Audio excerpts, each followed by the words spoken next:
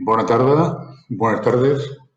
Bueno, no hay manera, a pesar de que ya vamos requiriendo cierta experiencia, no hay manera de acostumbrarse, por lo menos en mi caso, a hablar a una pantalla en la que básicamente me veo yo, pero solo que mucho mayor, y no veo a nadie de los que hipotéticamente escuchan. Bueno, que sepan que les deseo buenas tardes de todo corazón.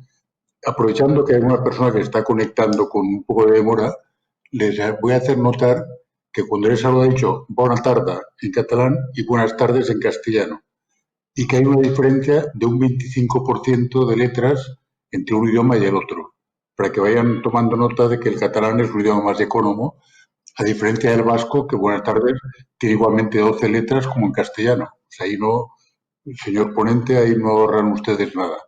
Bueno, perdonadme la pequeña broma, que era solo por hacer un poco de tiempo. Todo eso, lo virtual no reemplaza lo presencial. O sea, comentábamos antes con Daniel Arite, con Gema, con Sofía Vallés, qué ganas tenemos de poder tener la oportunidad de vernos cuando organizamos un acto de esta naturaleza, porque aunque lo que es el contenido intelectual del acto, de la ponencia, de Daniel en este caso, se mantiene íntegro, lo vamos a seguir con toda claridad y con toda atención, hay un componente de comunicación no verbal, de empatía, de proximidad, de calor, que no hay manera de transmitir a través de una pantalla estática. Entonces, bueno, algún día nos reveremos presencialmente y, entre tanto, hoy tenemos este acto que es la sexta sesión del ciclo que organizamos ya hace un tiempo con Fundación Cataluña Europa y que muy sabiamente titulamos Por un futuro intercultural. Perdónenme la broma de lo sabiamente, pero es que visto a posteriori resulta que el tema es todavía más interesante de lo que imaginábamos cuando concebimos el ciclo ya hace unos cuantos meses. Los acontecimientos de estos últimos meses creo que han puesto de manifiesto que vale la pena profundizar en el tema y que es un privilegio tener la posibilidad de profundizar en él de la mano, por ejemplo, de Daniel Inarite en el día de hoy. Yo termino solo diciendo que además de el placer de imaginar que los veré algún día presencialmente, hoy tengo un placer más próximo, que es el de las tres personas que van a intervenir virtualmente, pero que ustedes van a ver a continuación, tiene un común denominador desde mi punto de vista, que es que por las tres siento respeto intelectual y afecto personal. Entonces, qué suerte y qué privilegio poder compartir un acto con tres personas por las que mi actitud es profundamente esta. Y seguro que por muchos de ustedes que me escuchan puedo sentir cosas parecidas, pero como no los veo, bueno, espero que mi hijo me escuche, entonces puedo decir que también. Pero por lo demás, pues nada, encantado de saludarles y le paso la palabra a Joana María Vallés. Gracias. Buenas tardes, bona tarda. Gràcies, Jaume, per l'amabilitat i també per la capacitat de donar un cert caliu en aquest tipus de retransmissió tan freda de la cosa virtual. En nombre de la Fundación Cataluña Europa, quiero darles la bienvenida a esta nueva actividad. Para los que no la conocen, Fundación Cataluña Europa fue creada por Pasqual Maragall. Desde su creación está trabajando en líneas que forman parte del legado de Pasqual Maragall. Una de estas líneas es la reflexión sobre las ciudades y dentro de esta reflexión el programa ReCity se está planteando la colaboración de la Fundación La Caixa y el Club de Roma, se está planteando los grandes retos que el mundo actual plantea a las comunidades urbanas. En esta ocasión contamos con la ponencia del profesor Innerarity, al cual quiero agradecerle muy cordialmente también en nombre de la Fundación su presencia aquí. Y espero que pese a los inconvenientes y las barreras de la tecnología, esta actividad llegue a ustedes de la mejor manera posible y sirva para ir alimentando la reflexión sobre temas que nos preocupan y que, como acaba de decir Jaume, están en la agenda de casi todos los días cuando nos asomamos a la realidad que nos comunican los medios. Nada más, y creo que me toca pasar la palabra a Gemma Piñol, que será la moderadora del acto. Buenas tardes, arratsaldeon y buenas tardes. Es un placer para mí, de verdad, estar aquí y poder presentar a Daniel. Déjenme que les explique que esta sesión de hoy viene a cerrar un ciclo en el que nos hemos planteado la pregunta, tal como han dicho Jaume y Josep María antes, sobre el futuro intercultural. Un futuro intercultural que nosotros nos preguntamos y nos planteamos como deseo, en tanto que es un futuro en el que se habla de igualdad de derechos, de igualdad de oportunidades, de igualdad de deberes, y que se habla de reconocimiento y visibilización de la diversidad y el fomento de la interacción positiva entre la ciudadanía. Con este modelo, que tiene, a diferencia de los modelos más tradicionales de gestión de la diversidad, una mirada absolutamente local, muy alejada de las miradas más estatales de otros modelos, nos parece absolutamente imprescindible poner el foco en la ciudad, poner el foco en la convivencia real en nuestros barrios, en nuestras ciudades, donde suceden y pasan las cosas. Nos parecía que era absolutamente importante que en un contexto en el que se hace evidente, y lo estamos viendo estos días, la necesidad de visibilizar y reconocer las múltiples diversidades de nuestras sociedades, en un contexto de desigualdades crecientes, que la COVID seguramente ha agudizado, pero no ha creado única y exclusivamente, en un contexto de polarización creciente, queríamos que Daniel nos ayudara a reflexionar sobre la ciudad y la experiencia de la diversidad, cómo elementos como los radicalismos, las violencias de diferentes orígenes conviven en un espacio mundial, en un escenario global, pero también tienen su réplica y tienen sus espacios en el ámbito local, en nuestro día a día, en nuestra convivencia. Sobre el potencial que tienen las ciudades, que no siempre tienen voz internacional, pero siempre tienen la responsabilidad de gestionar la diversidad, queríamos que él nos ayudara a reflexionar y a pensar. Y es como ridículo tener que presentarlo, pero es lo que corresponde, pero se me hace como pequeño lo que voy a decir, con un currículum tan grande, pero saben que Daniel Innerarity es catedrático de Filosofía Política e investigador del Ikerbasque en la Universidad del País Vasco, director del Instituto de Gobernanza Democrática y profesor en el Instituto Europeo de Florencia. Ha sido profesor invitado en diversas universidades europeas y americanas, y entre sus últimos libros yo destacaría el Comprender la democracia y una teoría de la democracia compleja. Y un último libro que ha tenido a bien a sacar mientras estábamos confinados, con lo que ya he dicho que ha aprovechado el tiempo mejor seguramente que la mayoría de nosotros, que es el Pandemocracia, que yo creo que viene a recoger un poco las deficiencias ya detectadas en nuestro sistema y que simplemente la COVID ha puesto en relación y en evidencia. Sin más, te paso la palabra, Daniel. Muchísimas gracias por aceptar la invitación y es todo tuyo. Moltes gràcies. Bona tarda a totes i a tots. Gràcies, Gemma, por tus palabras tan amables. A Josep María y a Jaume por esta invitación ya reiterada. Por cierto, este acto se iba a celebrar también en otro momento y en otro contexto y ahora lo celebramos de esta manera que Jaume describía, con un punto nostálgico, porque hubiera sido mucho mejor hacerlo físicamente y encontrarnos con este motivo, ¿no? Para mí una de las grandes fortunas de poder ir a Barcelona con relativa frecuencia es encontrarme con personas como vosotros.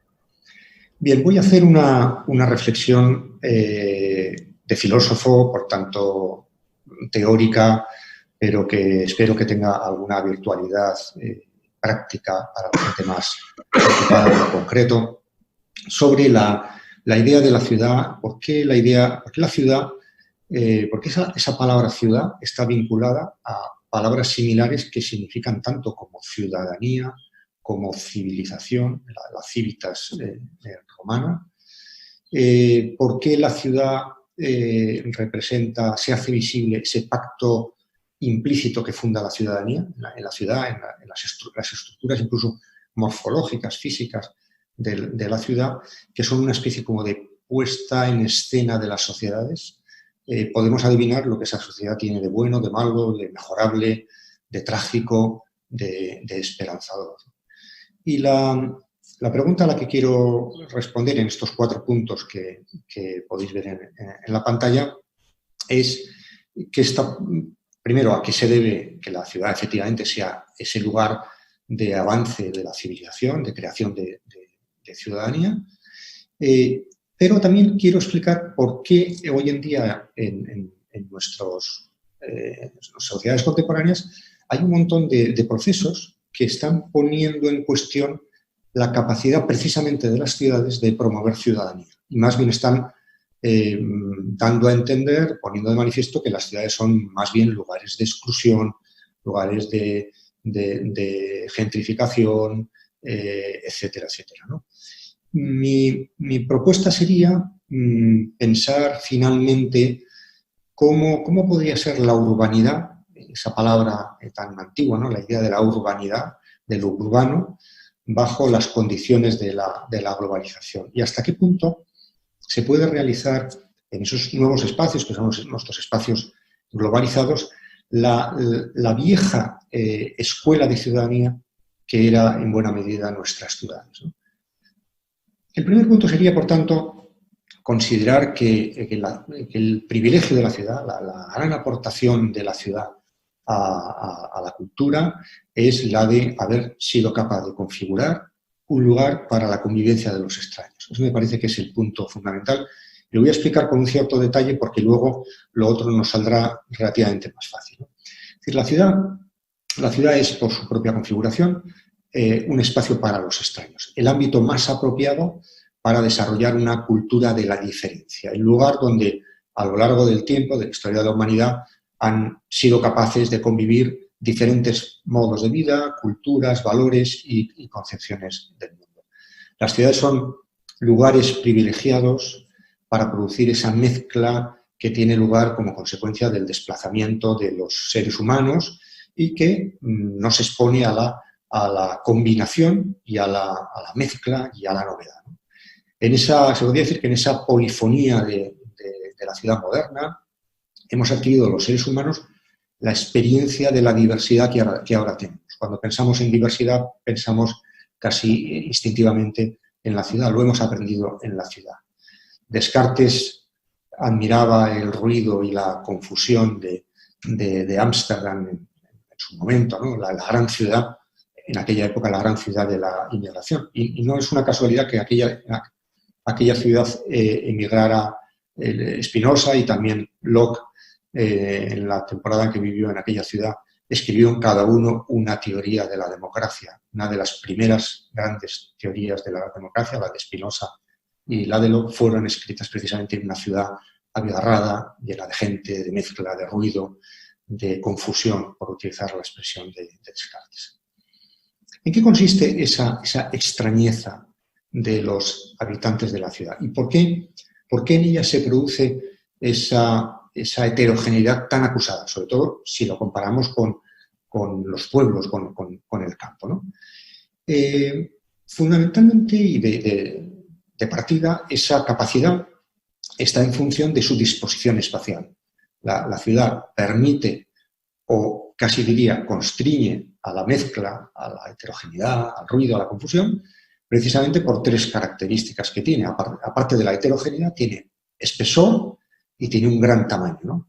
En una ciudad, todos los elementos, los habitantes, los edificios, las funciones, están en estrecha cercanía, están condenados, por así decirlo, a la tolerancia recíproca. Y, de hecho, una gran ciudad es eso, precisamente, una yuxtaposición inabarcable de pobres y ricos, jóvenes y viejos, nativos y foráneos, una composición intergeneracional, un espacio de gente que va creciendo continuamente en un perpetuo movimiento, ¿no? Y ahí los humanos hemos adquirido esa experiencia de la diversidad, de la variedad, frente a lo que Marx calificaba, con ese tono suyo irónico, la idiotez de la vida en el campo, ¿no? Frente a la idiotez de la vida en el campo, de la que hablaba Marx, lo que nos encontramos es unas ciudades, al final ahora estoy haciendo una descripción un poco idílica, luego vendrán las dificultades, como ya habréis podido adivinar, de una contraposición entre uno y otro, ¿no? Pensemos, por ejemplo, en la idea del vecindario. ¿Qué es el vecindario? El vecindario no es una construcción intencional. Nadie nos hemos construido el vecindario que nosotros queríamos, en teoría, al menos. Ahora luego veremos que hay un movimiento que casi lo permite, ¿no? Pero en principio uno cae en un sitio, se encuentra con unos vecinos o vienen a vivir junto a uno ciertas personas. Es decir, es el resultado azaroso de la elección de muchas personas. Y los vecinos no compartimos una herencia común, no tenemos unos mismos valores ni una misma identidad. De alguna manera, a título de anécdota, la ciudad es un lugar en el cual lo sorprendente es encontrarse con alguien conocido. Sobre todo en una gran ciudad uno no se va topando por la calle con gente conocida. Más bien eso ocurre en los pueblos, donde yo que vivo en un pueblo muy pequeño, evidentemente conozco a todos los vecinos y evidentemente cuando vas por el pueblo vas saludando a todos, sabes perfectamente quién es quién, desde casi todos los puntos de vista. En el pueblo lo que es extraño es encontrarse con alguien extraño. Entonces uno se vuelve y dice, ¿quién es este?, ¿no? En la ciudad lo extraño es encontrarse con alguien conocido. Y entonces cuando uno ha bajado por la Rambla de Cataluña y se ha encontrado con 3 personas a las que conocía en todo el recorrido, uno puede decir, esto cada día parece más un pueblo, ¿no? En ese sentido, ¿no? Es decir, lo que en un sitio es sorprendente, en otros sitios lo habitual, ¿no? El prototipo del ciudadano, del habitante de la ciudad, es el extraño, el extranjero. La ciudad es un conjunto de desconocidos, de gente que no se conoce, no se tiene por qué conocer, y además eso no le resulta especialmente molesto o nada molesto, ¿no? Es más, donde el encuentro con los extraños se convierte en una rutina, ¿no? De hecho, la ciudad, precisamente por estas características, ha sido siempre una promesa utópica de emancipación económica y política, el lugar propio de las virtudes cívicas. Desde el punto de vista civilizador, la ciudad era la promesa de un lugar a resguardo frente a una naturaleza amenazante, una naturaleza peligrosa, el frío, la nieve o el desierto, ¿no? Desde el punto de vista político, era un espacio de autogobierno, de seres libres, ¿no? Desde el punto de vista social, a pesar de todas las tensiones y conflictos que también han estado presentes en la vida de las ciudades, la ciudad era un lugar de integración. Y desde un punto de vista cultural, las ciudades eran el lugar en el cual los individuos nos podíamos librar de las coacciones del clan familiar o de los controles sociales de las comunidades locales. Y muchos tendremos la experiencia de cómo el haber ido de un pueblo a una ciudad ha sido también un lugar, un espacio de emancipación desde muchísimos puntos de vista, precisamente por esa ausencia de control y por esa relativa indiferencia con la que somos recibidos en un espacio con una tal densidad de población. Aquí se ha configurado la idea de independencia, frente a la tiranía de la tribu, frente al control del vecindario, frente a la estrechez de la supervivencia.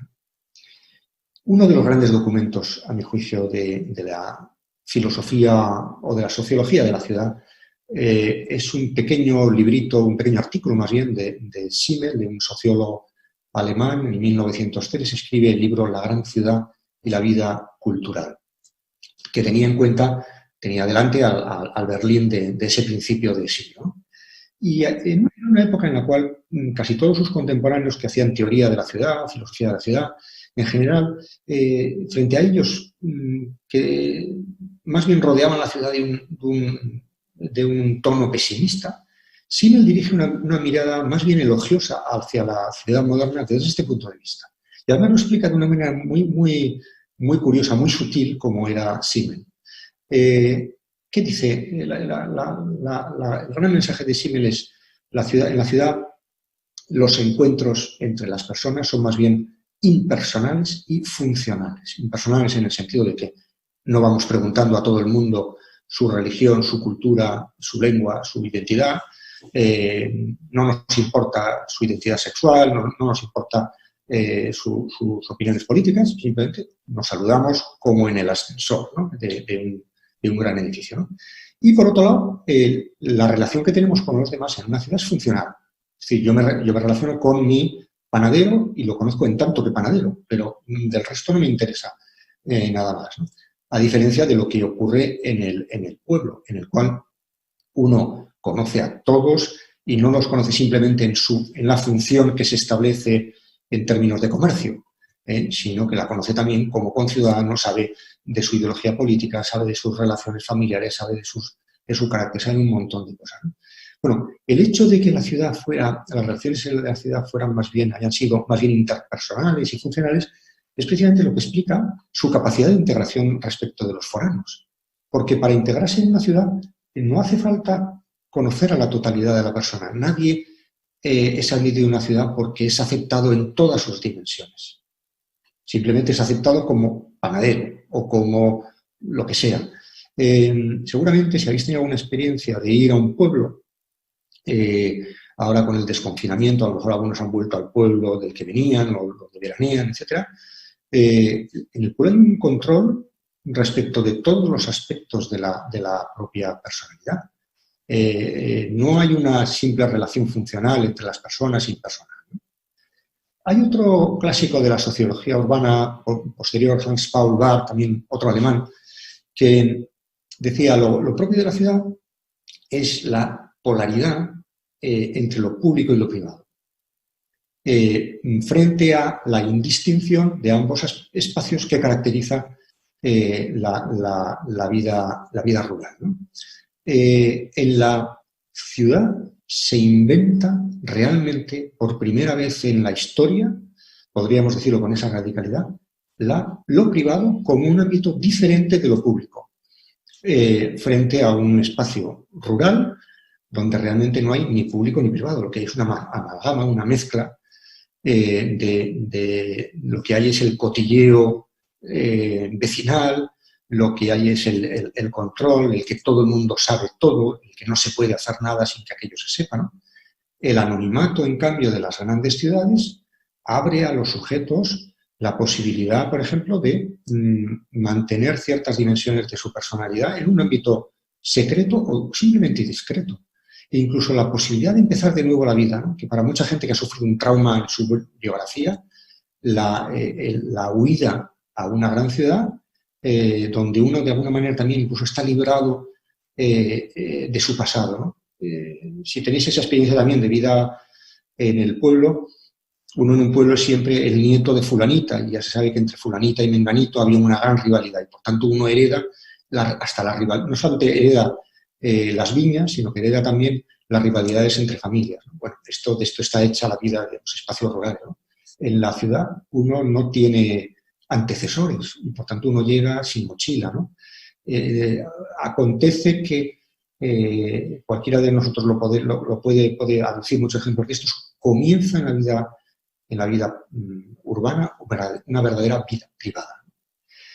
Simmel dice que en el origen de esa posibilidad lo que hay es una urbanidad, unas normas de urbanidad, un modo de comportarse que Simmel lo define como un preservativo de la vida espiritual, traduzco literalmente, un preservativo de la vida espiritual frente a la violencia de la gran ciudad. Es decir, la ciudad nos arroja continuamente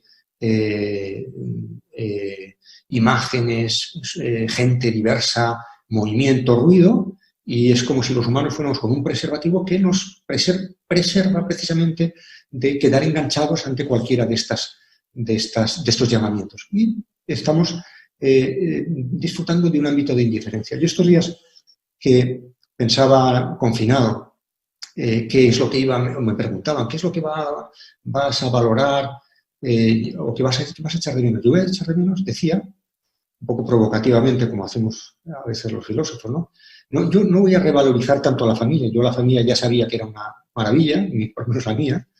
Lo que voy a echar de menos es ese paseo por la ciudad rodeado de gente a la que uno no tiene que saludar. Esa especie de indiferencia grata que a uno no le obliga a parar continuamente saludando a uno y a otro en una ciudad, ¿no? De hecho, la mayor parte de las normas de urbanidad de la gran ciudad sirven para el mantenimiento de la distancia. Ahora que hablamos de la distancia, esa distancia que tenemos que mantener con los demás. En la ciudad uno no tiene la obligación de saludar, cosa que en el pueblo uno tiene continuamente que pararse a saludar, no solamente a saludar, sino a preguntar por la familia, por cómo le va continuamente, lo cual también tiene sus aspectos positivos, ¿no? Por ejemplo, no entrometerse en una conversación. Uno en la ciudad no tiene ningún sentido que uno vaya y comience a hablar con alguien, interrumpa una conversación que está ya en curso, ¿no? No tiene ningún sentido. De alguna manera, tampoco uno presta demasiada atención. Vamos por la ciudad, como decía Baudelaire, y no vamos mirando demasiado a los demás. Eso es muy propio de sociedades que vienen del mundo rural y que todavía no se han urbanizado suficientemente. Y se mira, se escruta a los demás, juzgándoles. En la ciudad lo que hay es una indiferencia respecto, es decir, algo que hace soportable la cercanía espacial.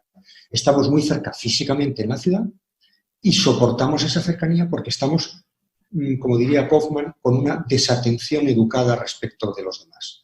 O, como decía Montesquieu, la ciudad es un lugar de relativa y generalizada indiferencia, donde la indiferencia puede ser una virtud. Y segundo punto, es una pequeña advertencia sobre otra cara posible de esta historia, que he contado de una manera muy lineal y sin hacer relación a muchos de sus quiebras, ¿no? Que es la historia trágica de las ciudades o, digamos, el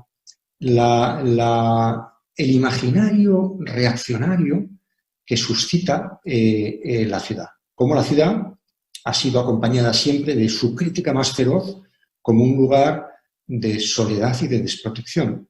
En sentido también, una crítica que viene, por así decirlo, de la derecha, pero también de la izquierda, ¿no? Hay una crítica a la ciudad conservadora, incluso reaccionaria, en la que me voy a fijar ahora un poco más porque creo que ilustra muy bien esto que he dicho, y hay una crítica también progresista, social, integradora a esa misma ciudad, ¿no?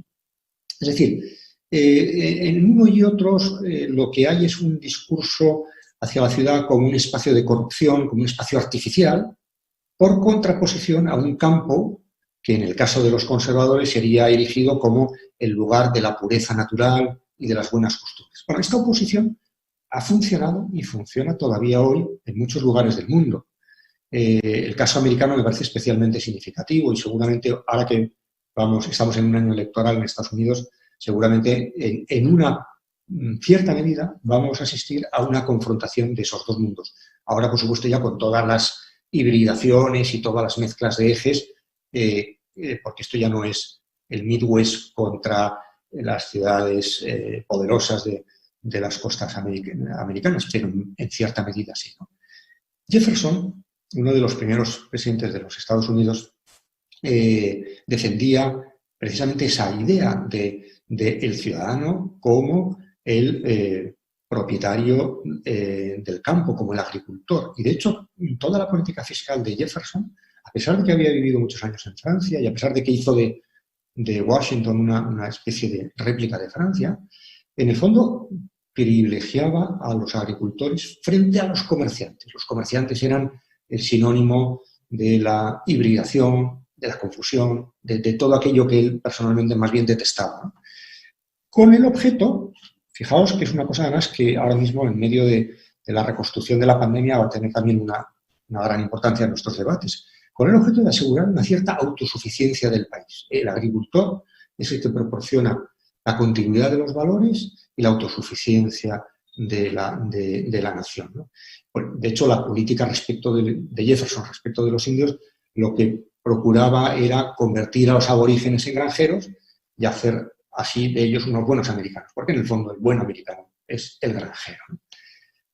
Boston, la ciudad de Boston, fue concebida como, por sus dos fundadores, Winthrop y Mather, como una antítesis de Londres. Cuando en 1730 hay todo ese movimiento del gran despertar, el Great Awakening, ese movimiento se erige contra la decadencia de las ciudades, ¿no? Y hay un miedo conservador hacia la ciudad que se hace visible en diversos momentos de la historia norteamericana y de la historia en general de la humanidad, como un rechazo hacia el otro, el inmigrante, el que viene de fuera, ya sean los bebedores irlandeses que echaron a perder, por cierto, la moral puritana de Boston a principios del 18, o los negros, los puertorriqueños, católicos y judíos, que según Nixon apestaban la ciudad de Nueva York, y para la que se preguntaba, y esto es una ironía de la historia, si no le habría llegado la hora de la destrucción, ¿no? Es decir, la ciudad, en este mundo de la derecha reaccionaria, representaba lo extraño, lo mixto, lo amenazante, lo incontrolable. Y si a esto unimos el hecho de que los grandes centros comerciales del mundo, como pueden ser Nueva York, Londres, Tokio, Frankfurt, en el fondo son realidades extraterritoriales, son realidades que no tienen ninguna referencia a un territorio y menos a un territorio agrícola, pues ya tenemos compuesto el puzzle del imaginario de una radical contraposición. Paso al tercer punto, las transformaciones urbanas. Bueno, todo esto es la teoría, esto es la historia, pero las ciudades están sometidas a un proceso de transformación muy radical que altera esa ciudad en la que pensaba siempre. Fundamentalmente en tres de sus elementos morfológicos más relevantes, que son la centralidad, la idea de que existe un centro, una relación entre centro y periferia. No hay ciudad moderna sin un centro determinado y fijo donde está la catedral, el ayuntamiento, la policía y el mercado, ¿no? No hay ciudad si no hay una clara contraposición entre ella y el campo, a veces bajo la forma, a lo largo de mucho tiempo de nuestra historia, de murallas, ciudades amuralladas. Se rompe la muralla, pero se sigue manteniendo más o menos esto. Y, por tanto, en lo que hay en la ciudad clásica, moderna, contemporánea, hay una contraposición clara entre ella misma y el exterior.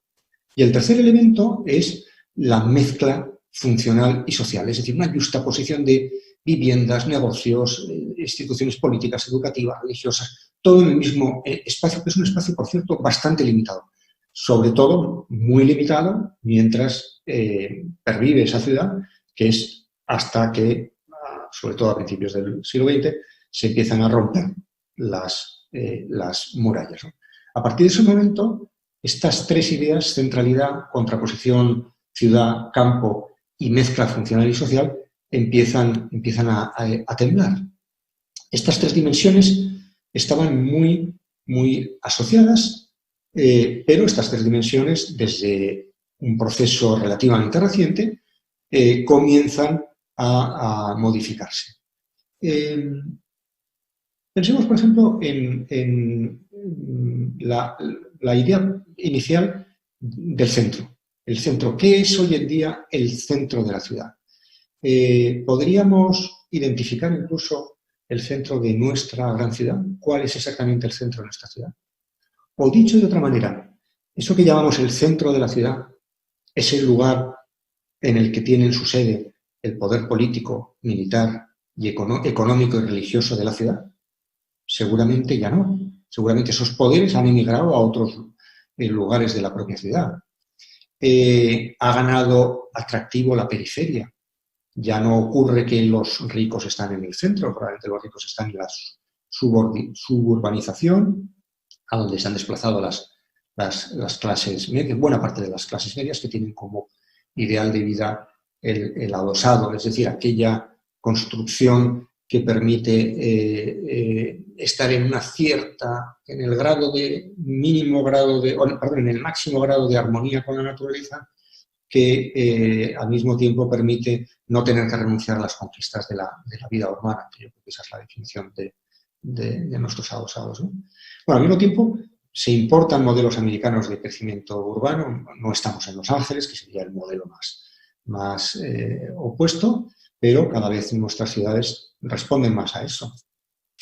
Vamos a comprar a los centros comerciales que están fuera de la ciudad. Vamos a estudiar a las universidades, que buena parte de ellas se pusieron en los años 60, 70 fuera de la ciudad. Los que miráis en Barcelona, pensar el caso de la Autónoma, como fue también de la Autónoma de Madrid o de la Universidad del País Vasco, en la que yo trabajo, en muchos sitios, ¿no? Es decir, pensemos en estos shopping malls en los cuales uno tiene la sensación de estar en el centro de la ciudad. Incluso algunos de ellos son simulaciones de la ciudad donde mucha gente, como los americanos, también aquí en Europa, van a pasar el día y realizan todas aquellas actividades que a lo mejor hace 150 años se realizaban en los centros de la ciudad. Ocio, entretenimiento, comercio, lugar de relación, comida, bebida, etcétera, ¿no? Compras, ¿no? Hoy en día tenemos eso, tenemos polígonos industriales en el extrarradio, las industrias están en buena medida alejadas de la ciudad, tenemos distritos de negocios que a veces incluso están cerca de un aeropuerto, uno puede ir a Ámsterdam a tener un congreso y no salir del aeropuerto y volver tranquilamente al día siguiente a Barcelona, ¿no? Al mismo tiempo se ha perdido también la contraposición entre la ciudad y el campo, ¿no? Ya no tenemos esa contraposición, ¿no? Yo vivo en un pueblo, pero cerca de una ciudad y de alguna manera me resulta difícil decir que yo vivo en un pueblo. Me resulta un poco impostado porque es verdad que no he renunciado a ninguno de los beneficios de la vida urbana, ¿no? Pero desde luego, en estos momentos no hay esa contraposición clara y no hay unos lugares centrales en nuestras ciudades que representarían el centro de verdad real, ¿no? Pensemos, por ejemplo, ¿por qué han fracasado todos los intentos de rehabilitar el centro en el sentido radical de la palabra? Por supuesto que hacemos políticas de rehabilitación urbana de los centros de la ciudad, pero cuando rehabilitamos el centro de la ciudad no estamos rehabilitando el centro de la ciudad como era en el siglo XIX, sino un centro de la ciudad musealizado, de una ciudad tendencialmente reticular y, por tanto, que simbolizamos algunas de sus funciones aisladas, pero no podemos poner esas funciones en el centro de la ciudad, ¿no? Hoy en día los centros de la ciudad, que os voy a contar yo a vosotros, que buena parte de vosotros que me escucháis desde Barcelona, los centros históricos son una atracción turística, fundamentalmente una atracción turística, no son los lugares donde se concentra el poder. Aunque, por cierto, Barcelona me parece que mantiene por esa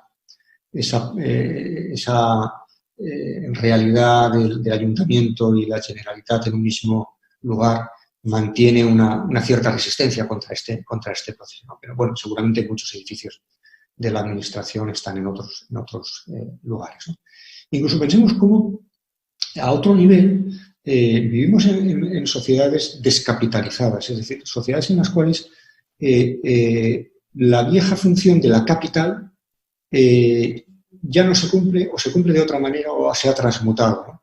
Y de hecho, quizá lo que mejor ejemplifica esto es que el intento de haber creado nuevas capitales ha fracasado o ha tenido que compartir esa capitalidad con otras cosas. Por ejemplo, estoy pensando en Bruselas, ¿no? Bruselas nunca será una capital en el sentido clásico como fue Roma o París o Berlín, ¿no? Por no poner el caso de Ottawa o de Washington o de otras capitales más modernas como Ankara, etc., ¿no? Es decir, que probablemente esto de que vivimos en sociedades reticulares tiene mucho que ver con la idea de que la configuración de centros hegemónicos, de centros vitales, de centros que simbolicen, expresen y concentren el poder es un anacronismo que no resulta compatible con nuestro estilo de vida, con la realidad de nuestro modo de vivir, etc. Desde el punto de vista del estilo de vida, hay otra transformación que me parece todavía más central y quizá más relevante a efectos de lo que ahora nos interesa, que es una tendencia en las ciudades contemporáneas a una fragmentación de acuerdo con criterios de homogeneidad. Es decir, a que haya unos procesos muy poderosos de segregación social y funcional. Esto en Barcelona lo conocéis mejor que yo, cómo se crean unidades homogéneas y diferenciadas sin relación entre sí, donde apenas se realiza esa vieja coexistencia de los diferentes, de los extraños y de los desconocidos. Y por tanto tenemos barrios donde realmente lo que hay es más bien una búsqueda del semejante en entornos homogéneos. Es decir, más que esto contradice la tendencia clásica de la configuración de las ciudades, que era una búsqueda del extraño, precisamente por todas esas posibilidades de emancipación que la relación con los extraños me produce. Frente a esto, lo que hay más bien es una búsqueda del semejante en entornos homogéneos. Bueno, tenemos todo el fenómeno de la etnificación de nuestras ciudades, de los barrios étnicos. Tenemos también, en muchas ciudades del mundo eso, tenemos también una gentrificación de las ciudades. Tenemos incluso una especialización hasta por orientación sexual de barrios determinados. Tenemos unos barrios que se convierten en barrios de viejos, mientras que hay otros barrios donde hay muchos niños o de inmigrantes de un país concreto o de otro. Tenemos barrios donde se realizan unas actividades de alta tecnología y de empresa y que se vacían los fines de semana. Es decir, ese fenómeno de segregación y de diferenciación funcional en virtud de cada uno de los y especialización de cada uno de los barrios es un fenómeno que, desde luego, contradice radicalmente lo que ha sido la tendencia civilizatoria de nuestros espacios urbanos. Tenemos, además, como un fenómeno muy agudo, esas comunidades cercadas que hay en tantos sitios, en tantas ciudades europeas y americanas, que uno se encuentra con un espacio cerrado físicamente incluso, pero desde luego cerrado en cuanto al precio, que no es un lugar accesible para nadie más que a partir de un determinado nivel de renta. Y de alguna manera es un lugar donde se ejerce lo que podríamos llamar una urbanidad discriminatoria, con o sin mala conciencia. Es decir, la retirada defensiva de una parte de la ciudad contra otra, que se coloca fuera de la ciudad, que se sustrae de las reglas comunes. Yo creo que es una de las tendencias también que es bastante visible en ciertos fenómenos de radicalización y de extremismo de derechas en ciudades europeas, donde aparecen ideas como la figura del veto parental, la idea de la escuela como una prolongación de la familia, los lugares de ocios como otra prolongación de la familia o de un grupo de familias étnicamente, económicamente, ideológicamente homogéneos y, por tanto, una radical desatención respecto de lo común, que era precisamente lo que, para bien o para mal, con sus elementos positivos y con sus elementos trágicos, nos había caracterizado como ciudadanos, ¿no? Si la ciudad, si la urbanidad ha significado algo, ha sido precisamente esa capacidad de convivir con los diferentes sin que esa diferencia sea percibida como algo amenazador. Cuando desaparece el espacio público en este sentido radical de la expresión que acabo yo de mantener, es cuando aparece al mismo tiempo esa idea, esa percepción de hostilidad. Yo no sabría decir muy bien qué es la causa y qué es el efecto, pero creo que estamos en ese círculo, ¿no? Como expresaba muy bien Bauman, no hay, o Andy Brown, ¿no? Erigir un muro es la mejor manera de no hacer nada frente a un fenómeno complejo, como puede ser el fenómeno de la seguridad o el fenómeno de la gestión de la frontera, y al mismo tiempo marcar un símbolo de hostilidad y, por tanto, de alguna manera incrementar esa relación potencialmente explosiva, ¿no? Termino en estos 5 minutos que me quedan con más bien una pregunta que una solución. ¿Cómo será la nueva urbanidad? Hay que tener en cuenta que no podemos repetir la ciudad clásica. No creo que esto tenga mucho sentido. Más bien se trata de cómo pensar hoy la ciudad, con unos entornos de movilidad, de globalización, de tecnología, de cultura muy diferentes a los presupuestos a partir de los cuales se originaron nuestras grandes ciudades.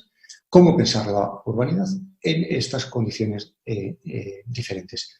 Saber si el espacio público, entendido como un espacio de experiencia humana intersubjetiva, que es una experiencia sin la cual no hay democracia, saber si esa experiencia de la alteridad, si esa experiencia de la diferencia necesita un tipo de espacio físico sobre el modelo griego, medieval, renacentista, burgués, o si esa antigua relación entre civilización y urbanidad se puede hoy realizar fuera de los espacios clásicos de la ciudad europea. Bueno, aquí yo haría una advertencia, ¿no? Y es que conviene tener en cuenta que la ciudad tradicional no era una ciudad tan integrada como yo la he descrito ahora, o como la nostalgia nos puede hacer creer, ¿no? No hay que olvidar que la ciudad compacta del siglo XIX lo era, entre otras cosas, debido a su pobreza y a su escasa movilidad. Y ninguno de estos dos factores son factores con los que queramos construir la ciudad del futuro, ¿no? Pero seguramente hoy en día ya, de hecho, la construcción de la ciudad y la construcción de la idea de urbanidad ha de realizarse fuera de la tradicional contraposición entre la ciudad y el campo. La dimensión integradora, democrática de la ciudad no la vamos a conservar musealizando la ciudad. No se trata de tratar desesperadamente de que el centro vuelva a ser el lugar que una vez fue y que ahora no puede ser, ¿no? Por tanto, tiene más que ver con la configuración de espacios compartidos y probablemente con una ciudad que inevitablemente, y yo diría que afortunadamente también, es una ciudad más reticular, más ciudad-red, que una ciudad en la cual se expresara una relación entre un centro poderoso y una periferia, ¿no? Es decir, de alguna manera, el proyecto de una vida urbana, vivir urbanamente, vivir con la virtud de la urbanidad, ahora sea algo que tenga poco que ver con vivir en un espacio urbano en el sentido literal de la palabra. Es más bien algo simbólico. Es una metáfora, la urbanidad, cuyo contenido normativo, democrático, civilizador, se puede realizar en las democracias que funcionan, en los mercados justos, en los espacios globales humanizados. Es decir, allá donde es posible una convivencia entre diferentes sobre el horizonte de un mundo verdaderamente común. De alguna manera, lo que queda hoy de la ciudad es el valor ubicuitario de la urbanidad, que la urbanidad debería ser un valor que podría ser realizado en cualquier sitio, de cualquier manera. Esa es la gran cuestión que yo dejo aquí encima de la mesa y que abro ya al coloquio posterior. Y no os abandono porque voy a encender mi luz porque veo que cada vez estoy más en tinieblas y vuelvo al mismo. Muchísimas gracias, Daniel. Creo que una de las cosas más tristes seguramente de los encuentros online es la imposibilidad de poder aplaudir y poder transmitirte el agradecimiento que los aplaudimientos siempre recogen, con lo cual date por aplaudido y tendremos igual que un día poner un sonido en off. Han ido llegando algunas preguntas. Estáis invitados e invitadas a todos y todas las que estáis escuchando a seguir enviándolas porque intentaremos aprovechar el tiempo que nos quede para responder. Pero empiezo con una primera. De hecho, voy a sumar dos que he encontrado y creo que más o menos tienen una idea parecida. Pero, por un lado, preguntan, has dicho que las ciudades son espacios de encuentros funcionales, pero en realidad no diferenciamos a la gente por su función, sino por otro factor diferencial como puede ser su lengua, su cultura, su religión. Es como si hubiera un límite a lo extraño, se pregunta. Y de hecho lo enlazo, para que tú ya lo desenlaces o lo cosas mejor, con otra pregunta que viene a decir que el fenómeno de la segregación o la especialización de barrios, por ejemplo, en algunas ciudades que has mencionado, que es muy del modelo anglosajón, en realidad ya es una rotura con el modelo más europeo de los últimos años, no del principio, porque seguramente, como aquí comentan, las ciudades italianas eran mucho más funcionales en su distribución de los territorios, ni que sea por negocios, muy parecido a lo que pueden ser hoy las ciudades asiáticas, pero en cambio, esto que lo superamos, ahora lo volvemos a comprar o tender a través del modelo anglosajón. Y era un poco la reflexión que te pedían estas dos preguntas, que espero haber trazado más o menos claramente. Muy bien, Gemma. Vamos a ver, respecto de la funcionalidad o de la relación funcional con el otro, en el fondo es una idea muy sencilla, ¿no? Es la idea, por supuesto que yo sé de los demás, acabo sabiendo muchas cosas, por ejemplo, de mi panadero. Yo he puesto el ejemplo del panadero, ¿no? De una gran ciudad. Yo, a cabo del tiempo, de mucha relación con esa persona, puedo trazar una relación que me permita incluso entender ciertas cosas de su personalidad. Pero, en principio, mi relación con él, en principio, podría limitarse a comprarle el pan. Yo no quiero saber nada de él. Eso es lo que me parece muy grandioso de la vida de la ciudad, ¿no? Que podemos establecer una relación y detenerla en un momento determinado, a partir del cual ya no queremos dar más información. Yo suelo decir un poco en broma que esa conversación de ascensor típica, que es el tiempo, es una conversación. ¿Por qué funciona tan bien? ¿O por qué ha funcionado tan bien? Ahora creo que ya no tanto. Ha funcionado tan bien porque era del tipo de comunicación que uno quiere mantener con alguien, del que quiere solo ser vecino. No quiere ser ni amigo ni enemigo. Y, por tanto, no habla ni de religión ni de política, que serían tradicionalmente los típicos temas en los cuales enseguida aparecen los cuñados y aparece toda la confrontación, ¿no? Es decir, ¿qué tipo de conversación es apropiada para una relación que no queremos que pase de una relación puramente funcional? Bueno, en este caso una relación de vecindario, ¿no? Por cierto, ahora con esto de la pandemia se escribirán muchos libros de sociología y algunos sobre este tema porque se dice que hemos descubierto a los vecinos, ¿no? Bueno, yo como no tengo vecinos tenía un problema y es que salir a aplaudir para mí no significaba absolutamente nada porque nadie me iba a oír, ¿no? Y entonces lo que hice fue escribir un libro, pero que era mi homenaje a esas personas en vez de un aplauso, ¿no? Pero vuelvo a la conversación del ascensor.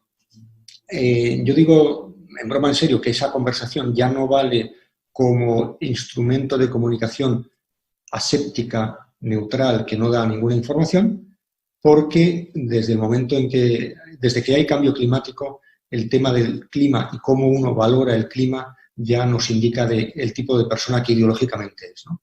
Bueno, es una broma nada más, pero la idea me parece que sigue siendo válida. Es decir, hay relaciones con los demás, podemos mantener relaciones con los demás limitadas a una función, ¿eh? Si a partir de ahí queremos avanzar, pues ya está, ¿no?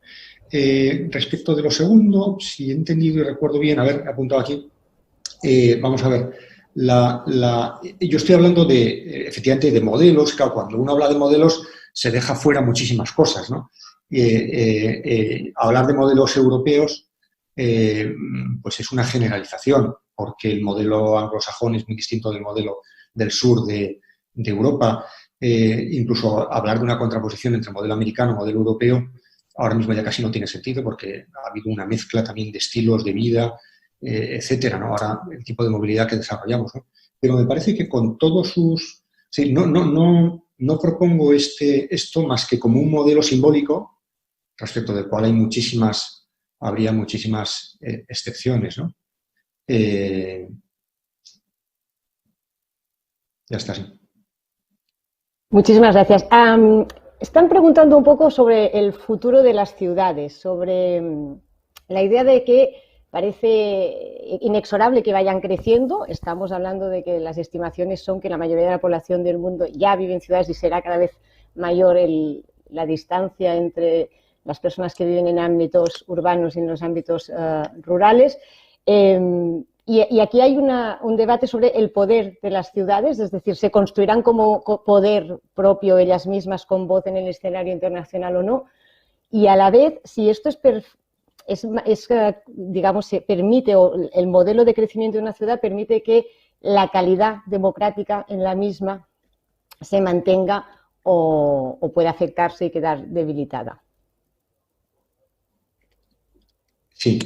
Bueno, no solamente cada vez va a haber más gente que viva en ciudades, como nos indican todos los estudios, sino que cada vez va a haber más gente que viva el modelo urbano, lo cual me parece que es más radical, ¿no? Y es a lo que yo quería apuntar al final.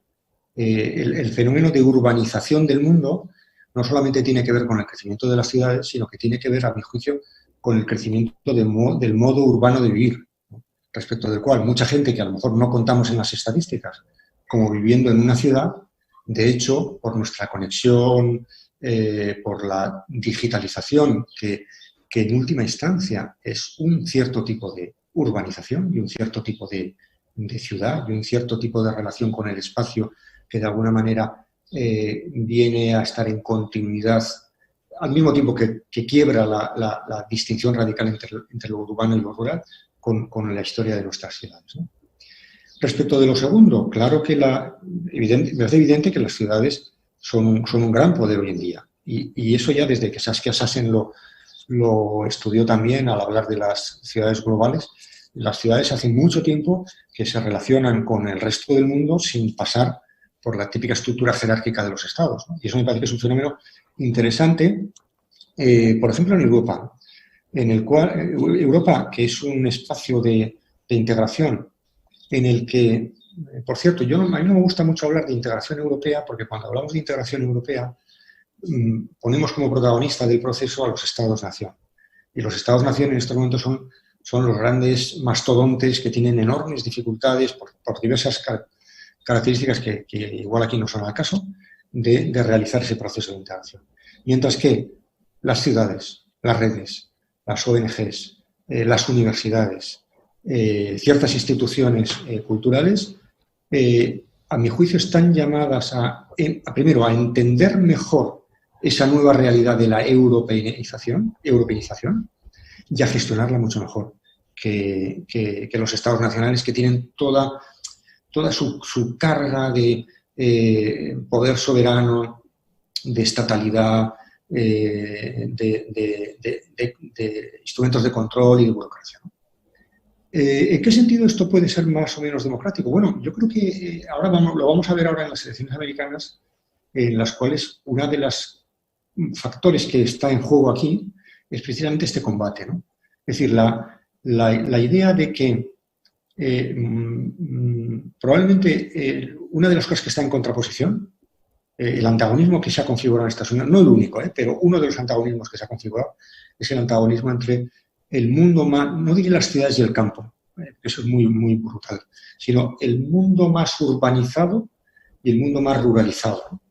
O si se quiere, bueno, las ciudades que han dejado de ser del Midwest, que han dejado de ejercer esa función, y todo ese gran espacio del centro de los Estados Unidos, con las dos costas donde hay de hecho una cultura urbana y una integración y una experiencia de la diversidad mucho mayor, ¿no? En las dos costas norteamericanas, la diversidad, también con su dimensión trágica, pero está mejor articulada que en ese centro. En fin, basta que uno salga de la ciudad de Washington y vaya a Virginia y empieza uno a encontrarse con ese mundo de los espacios de venta de armas, del mundo más conservador, más reacio a lo extraño, más blanco, más homogéneo, ¿no? Bueno, yo creo que esta es una de las batallas, no la única, pero es una de las batallas en la cual las ciudades tienen mucho que decir, ¿no? Y sin duda el que las ciudades norteamericanas en estos momentos sean capaces de movilizar a un electorado demócrata tiene mucho que ver con el futuro de la democracia, en este caso en Estados Unidos, pero también en el resto del mundo. Nos preguntan, bueno, te preguntan, vaya, ¿cómo, y además es un tema que tú has tratado en el tema del derecho a la vivienda, ¿quién está siendo expulsado de las ciudades? Que esto además viene a recoger otra pregunta que también se hace sobre las desigualdades y la inaccesibilidad que hay en las ciudades y cómo podemos reconducir este proceso. Es decir, ya has planteado un entorno en el que la ciudad se construye como un futuro cada vez más creciente, que además genera y ofrece unas oportunidades que seguramente otros entornos no dan, pero no todo el mundo puede llegar y no todo el mundo es bien recibido. Y el tema de la vivienda claramente es un factor, pero hay muchas otras desigualdades que también sería tal vez interesante señalar. Bueno, yo estaba pensando en estas semanas de pandemia, esta idea que ha repetido mucha gente, ¿no? Pero no por eso deja de ser cierto, ¿no? De que nos hemos dado cuenta de que algunas desigualdades que ya conocíamos ahora mismo se han hecho especialmente ostentosas, ¿no? Bueno, una de las desigualdades más claras de estos días ha sido la desigualdad del domicilio. O sea, la idea de que, en el fondo, nuestros domicilios nos desigualan. Lo que nos iguala es aquello que tenemos en común, aquel cuello de botella por el que tenemos que pasar. Por ejemplo, la escuela. escuela, que también, bueno, tampoco es que todas ellas igualen de todas maneras, porque también hay poderosas fuerzas en el mundo de la educación también para mantener esa heterogeneidad, digamos, a resguardo, ¿no? y para producir una cierta segregación, ¿no? Pero con independencia de eso, al menos teóricamente, la escuela es un lugar público, es un lugar donde los niños y niñas tienen un contacto con los diferentes, donde gozan de la misma banda ancha, del mismo acceso a Internet, tienen el mismo pupitre. Y en cambio en las casas hay una enorme desigualdad. Hay casas grandes, pequeñas, con balcón, sin balcón, con Internet, sin Internet, hay brecha digital, hay padres y madres que no pueden teletrabajar y al mismo tiempo atender. Es decir, una de las experiencias muy posibles de este confinamiento y en virtud de lo que dure el desconfinamiento y la recuperación de la vitalidad económica, pues será mayor o menor, es que se va a producir un enorme retroceso en lo que se refiere a los difíciles procesos de consecución de la igualdad o de corrección de la desigualdad. ¿Quién es expulsado? Pues muchas personas, dependiendo de qué ciudad y dependiendo de qué barrio, ¿no? Es expulsado, evidentemente es expulsado aquel o vive una experiencia de la ciudad muy discriminatoria, aquel que no puede ir a vivir a un barrio o que tiene que irse de ese barrio porque los precios resultan insoportables. Muchos jóvenes que ya no pueden vivir en el barrio de sus padres porque no pueden comprarse ahí una vivienda y, por tanto, la política de vivienda es fundamental en esta tarea.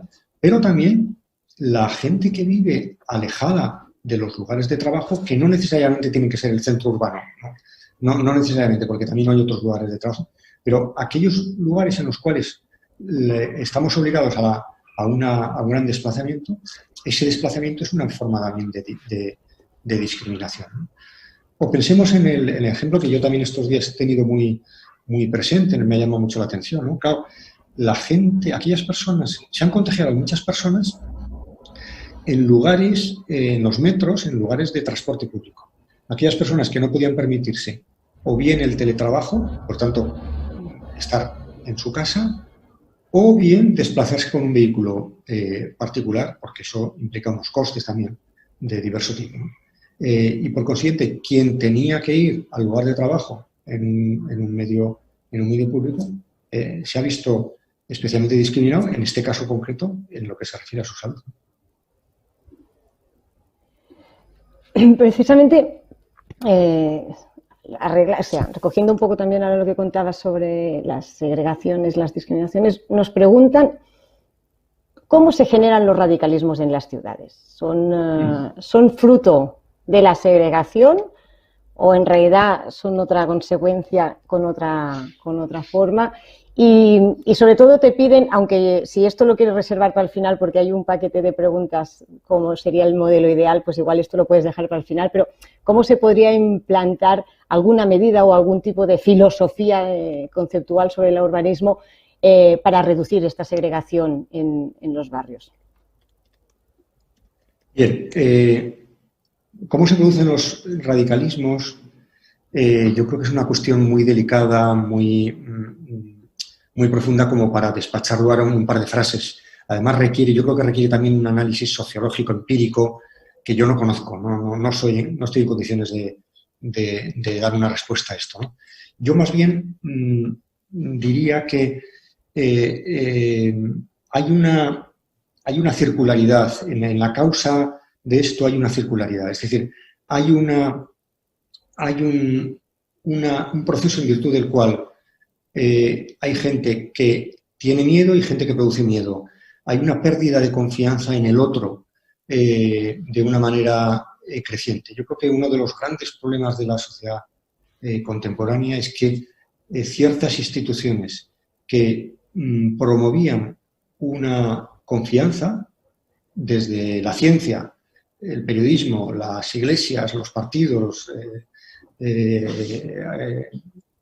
han perdido esa capacidad. Y hoy en día estamos viviendo en sociedades en las cuales nadie se fía de nadie. Hay una profunda desconfianza entre los actores políticos, entre sí, y de la gente respecto de los actores, de los representantes políticos. De hecho, hablamos de desafección, desconfianza, etcétera, o crítica radical a la vida política, pero también hay una desconfianza de la clase política o de nuestros representantes respecto del pueblo, al que en cuyas manos no nos atrevemos a dejar ciertas cosas serias, ¿no? Porque parece que va a cometer graves errores, ¿no? Pero el nivel de desconfianza es muy, muy amplio, ¿no? En ese contexto, aparecen una serie de factores que se retroalimentan mutuamente.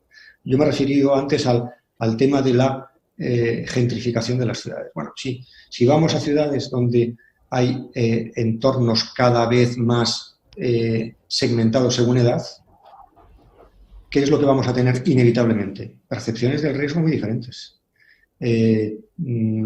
Las personas mayores tienen una sensación de riesgo muchísimo mayor que las personas jóvenes.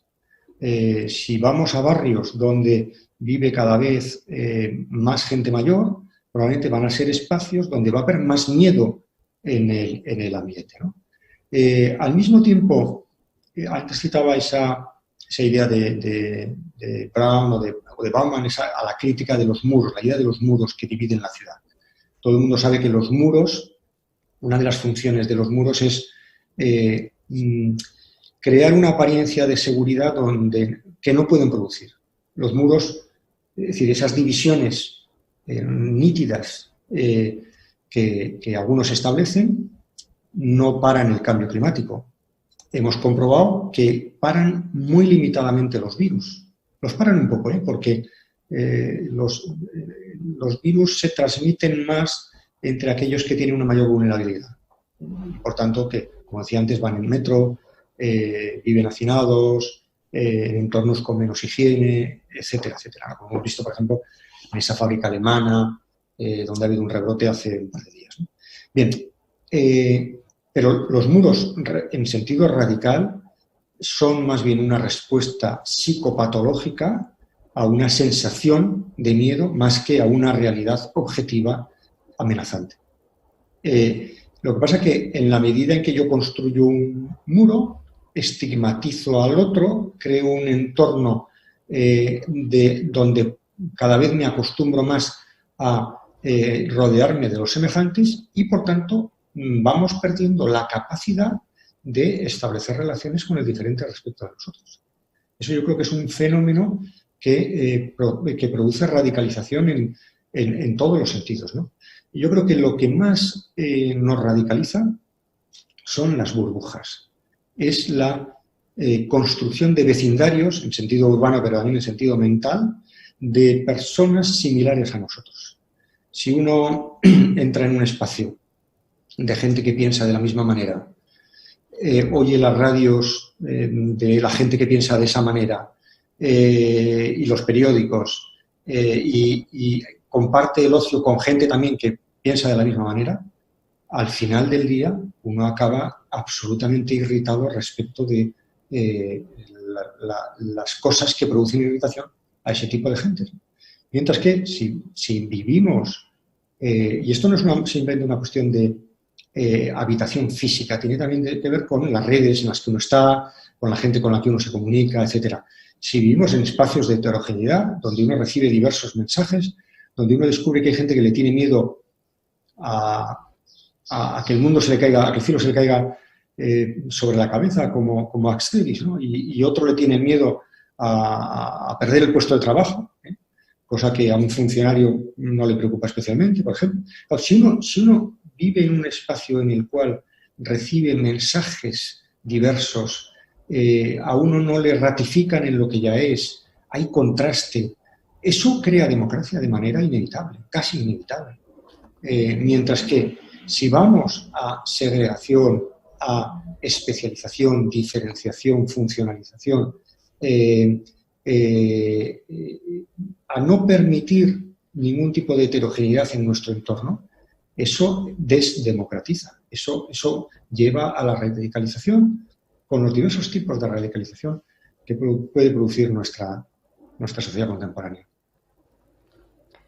Me parece muy interesante porque justo una de las cosas que siempre se señala y ponemos en énfasis sobre el modelo intercultural es esta lógica de la interacción positiva y el romper espacios en los que conozcas solo a los que son parecidos a ti, entiéndase eso como se quiere entender.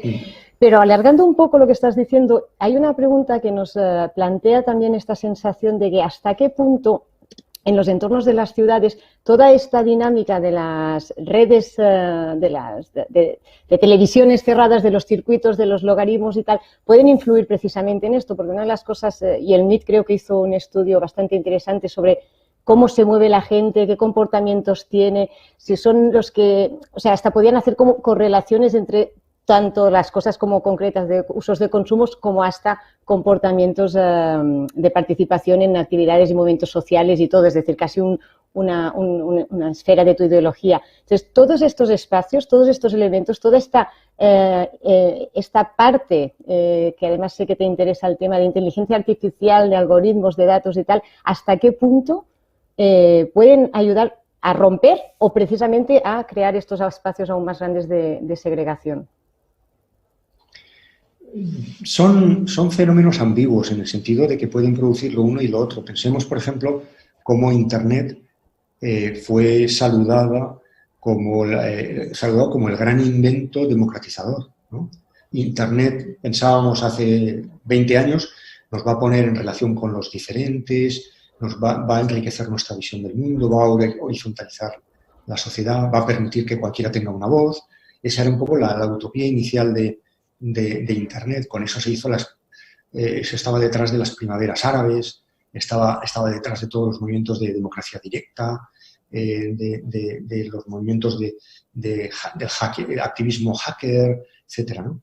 En estos momentos lo que estamos comprobando es que probablemente aquello era una ilusión óptica y era una parte de la realidad. Y la otra parte de la realidad es no ya tanto, bueno, diversos fenómenos que son más bien lo contrario, ¿no?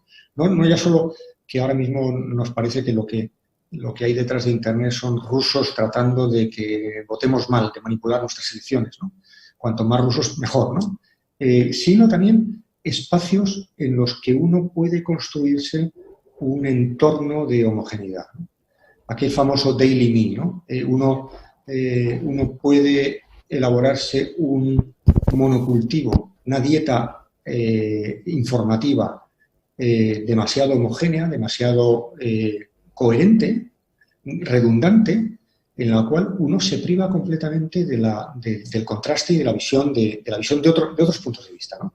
O sea, ahora mismo está muy interesante todo el fenómeno dentro de la respuesta a la pandemia del pensamiento conspirativo, del desprecio a los hechos, que conecta con ese mundo telúrico de la desconfianza respecto de la ciencia y respecto de las vacunas, etc. Yo creo que se está produciendo un fenómeno muy interesante que habrá que analizar con un poco más de detalle, que es precisamente el fenómeno de la configuración de espacios de redundancia.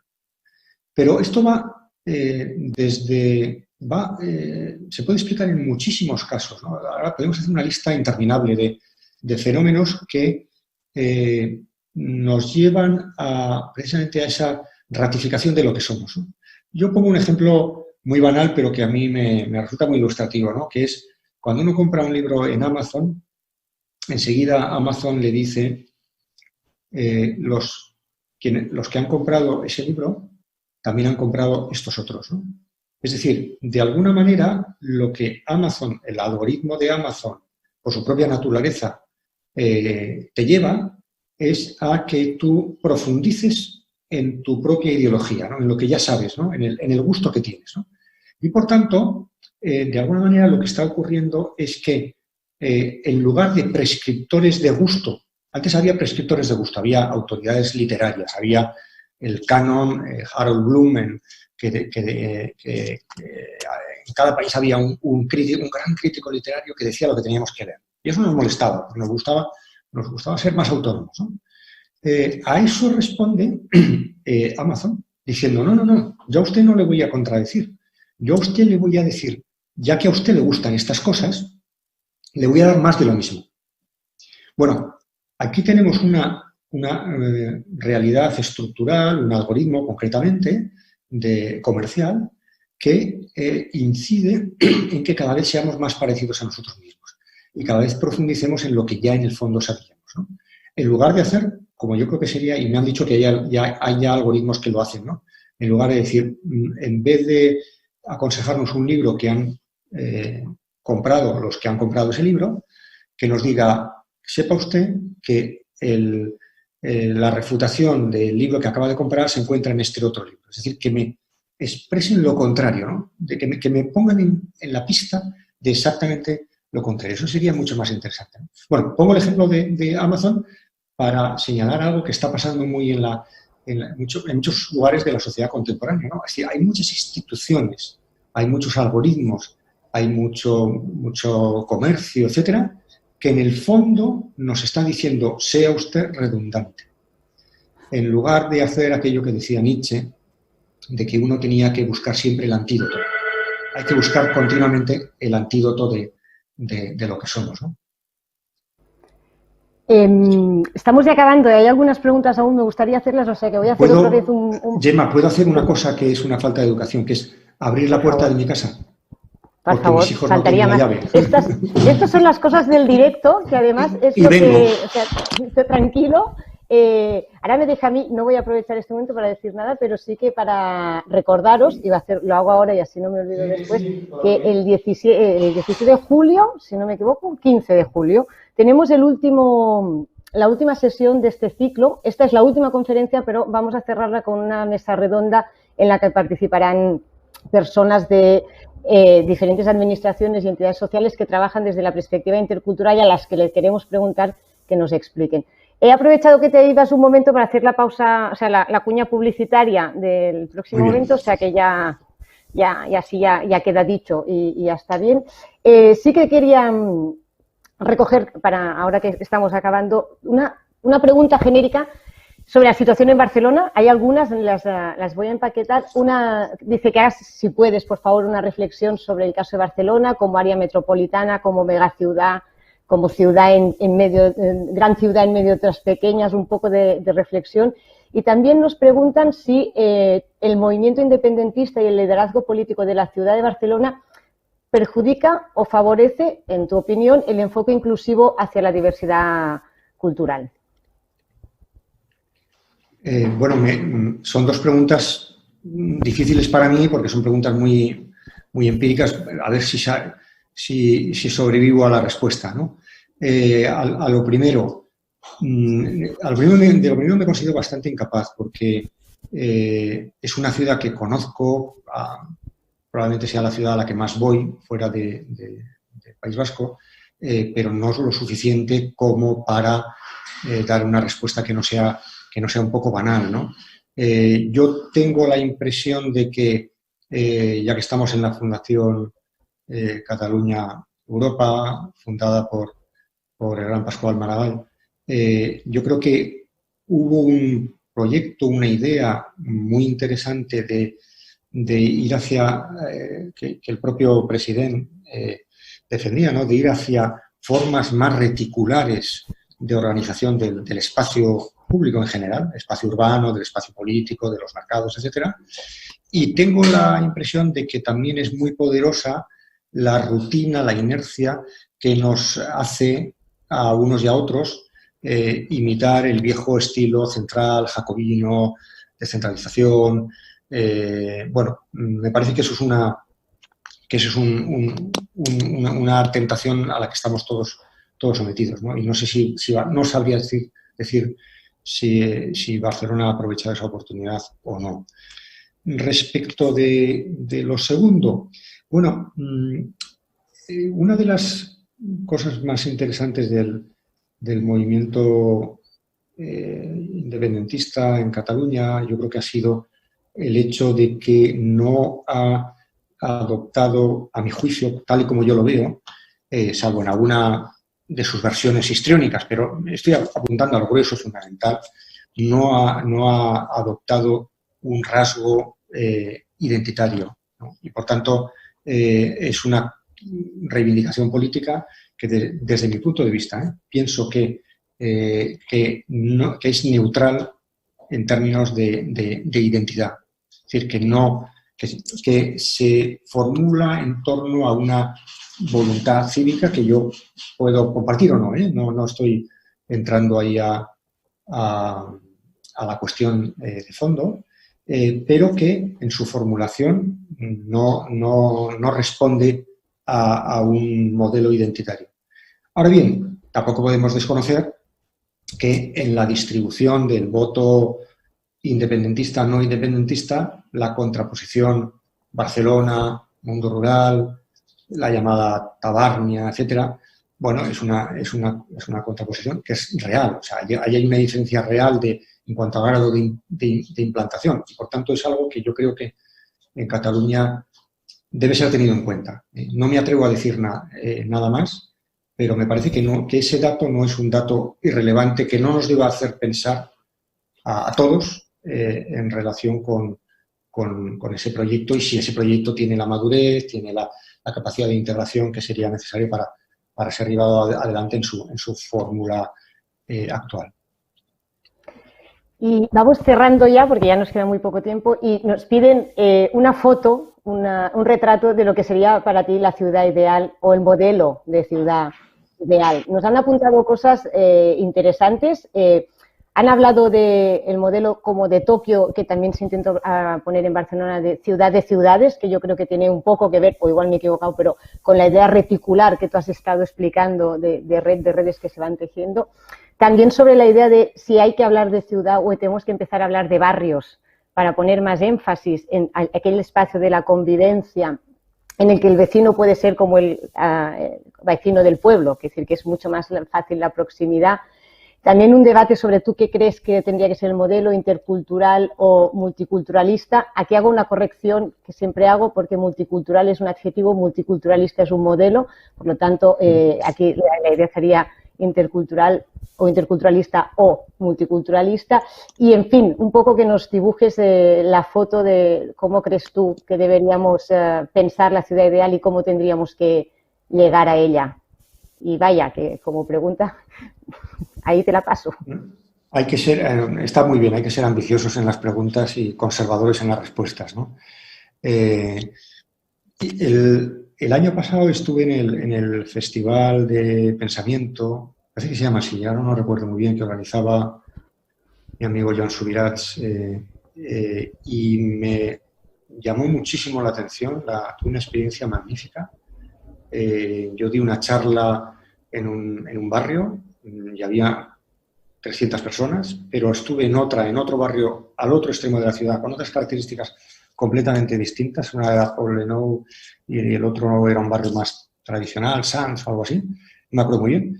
Y había un montón de gente también en la calle. Entonces, yo creo que ese festival puso de manifiesto, espero ir este año a ver si puedo, ¿no?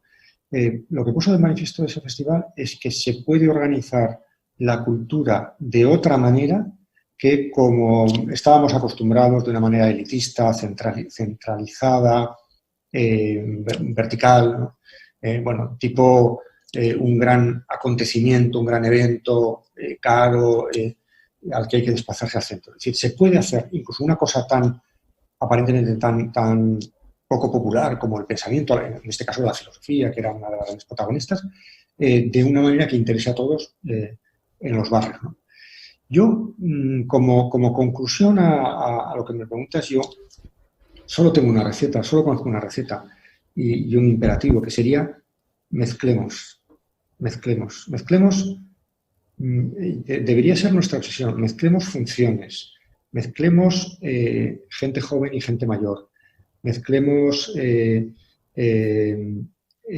gente recién llegada y gente de toda la vida. Intentemos que no se produzcan esa excesiva concentración de funciones de tipo de gente en los barrios, ¿no? Porque eso es un fracaso en el fondo, ¿no? Es decir, tiene su lógica y a lo mejor no es fácil de combatir porque tiene que ver con la historia, tiene que ver con el mercado, tiene que ver con la capacidad adquisitiva de las personas, pero que haya una excesiva concentración de emigrantes en unas escuelas, en unos barrios, que haya una diferencia de precios tan excesiva de un barrio respecto de otro, son cuestiones para las cuales la política es fundamental. La política es precisamente si sirve para algo, es precisamente para reequilibrar todo esto, ¿no? Por consiguiente, yo creo que esa sería la gran... Sé que no es una tarea fácil, ¿no? Ya sé que esto cuesta mucho dinero, que chocas con 1000 cosas, incluso chocas con gente que resistirá a que le metas niños o niñas inmigrantes en su colegio. Resistirá todo lo que pueda, ¿no? Ya lo sé. Pero no veo más solución que a todos los niveles, también a nivel urbano, pero también a otros niveles, tengamos los humanos experiencia del diferente y experiencias positivas del diferente, experiencias normalizadas del diferente, no siempre la experiencia crítica, la experiencia conflictiva que lleva a, no sé, yo viví un año en Washington y me contaba una amiga casada con un afroamericano y cuyos hijos eran más negros que blancos, digamos, eran más del padre que de la madre, y me decía, no te puedes imaginar lo que es la experiencia decían sus hijos, ¿no?, de ir por la calle y experimentar la discriminación, digamos, moralmente neutra, de quien se cambia de acera, la señora que pone el bolso en el otro lugar. Es decir, la vinculación del afroamericano, del negro, vamos a decir negro, la palabra negro tampoco es una palabra ofensiva, ¿no?, con un potencial conflicto casi automática. Es como ahora que cuando se aprueba la renta, que enseguida una parte de los partidos más de derechas enseguida empiezan a hablar de fraude, ¿no? Es decir, la asociación mental de una renta con la posibilidad de fraude, que es real, claro que es real, pero que la asociemos directamente, es lo mismo. Eso tiene que ver con una previa sustracción de una parte de la población de las obligaciones comunes. Y hay gente que no se siente concernida por el cuidado de lo común, de lo colectivo, porque lo colectivo, como dijo Margaret Thatcher, sencillamente no existe, ¿no? Bueno, si partimos de ahí, lo que tenemos que hacer es recuperar con una estrategia múltiple experiencias de que compartimos cosas. Ojalá esta crisis, que en una cierta dimensión ha desigualado, pero en una cierta dimensión, bueno, ha puesto de manifiesto que las personas que se ocupan de la sanidad son personas muy decisivas, que compartimos ciertas vulnerabilidades, etcétera, sea una oportunidad precisamente para avanzar en esta dirección, aunque también sospecho que el movimiento contrario, el movimiento de autoprotección, de ericción de muros, de barreras, etcétera, tiene a favor una psicología muy elemental de la percepción humana, que ve en el otro, en lo diferente, en lo extraño, en lugar de algo fascinante, de algo enriquecedor, de algo al menos interesante, lo ve como algo esencialmente perturbador. La verdad, muchísimas gracias. Nosotros siempre decimos que este es un ciclo que hemos titulado El futuro intercultural, pero nunca os pedimos ni que os posicionéis en realidad con la interculturalidad ni nada, sino que simplemente recogemos vuestros conocimientos para construirlo. Y has acabado con dos ideas que son sustantivas y básicas de lo que estamos trabajando, y por eso queremos esta lógica del futuro intercultural, que es poner en valor lo común, siempre antes lo que nos une que lo que nos separa. Por más difícil que parezca, compartimos muchas más cosas de las que nos diferencian. Y me ha encantado la frase que nosotros llamábamos el art of mixing, pero me parece muy bien el imperativo de mezclar. La imprescindible realidad tozuda de mezclar y de que el conocimiento rompa miedos, estereotipos y otra cosa. Yo creo que ha sido una charla fantástica.